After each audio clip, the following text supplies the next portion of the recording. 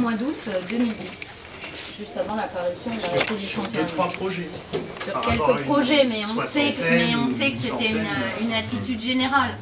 Là, il est certain qu'on a des éléments qui tentent à prouver que DF non seulement bénéficiait des infos, mais également pouvait manœuvrer en direct et par solidarité avec l'autre filiale d'EDF, à savoir ERDF, puisque c'est une filiale à 100% d'EDF. Donc ils se sont arrangés entre eux, ils ont fait leur tambouille entre eux.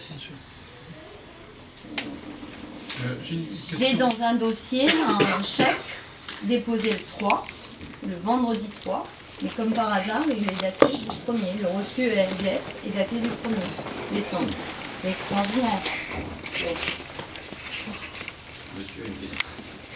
Oui, j'ai une question sur un des arguments qui revient souvent, notamment dans la bouche de NKM, c'est cette histoire de 90% de panneaux chinois. Oui. Est-ce qu'on a aujourd'hui des chiffres là-dessus? J'imagine que non. Si, il y a des chiffres. Alors déjà, on a des chiffres. Il y a des chiffres. On a des chiffres, et puis on a aussi ce chiffon rouge des panneaux chinois. Je pense qu'il faut arrêter d'abord, parce que les panneaux, c'est combien en termes de... C'est qu'une partie d'une installation photovoltaïque. C'est quoi? C'est 40%, hein, les panneaux. C'est 40% maximum du coût du total d'une installation photovoltaïque. C'est important de le souligner.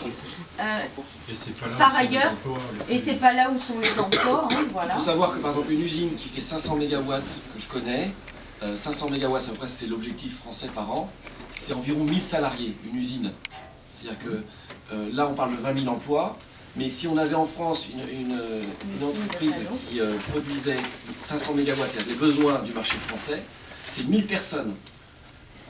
Donc c'est 5% de ce que représente l'emploi en France. C'est-à-dire qu'on est en train de dire oui, on n'a pas de filière industrielle, mais ce serait que 1000 emplois. C'est-à-dire que la valeur ajoutée, elle n'est pas là. Elle est dans les cabinets architectes, bureaux d'études, installateurs, développeurs, les banques aussi, parce que les banques financent sur les projets. Il y a des gens qui travaillent pour les assureurs.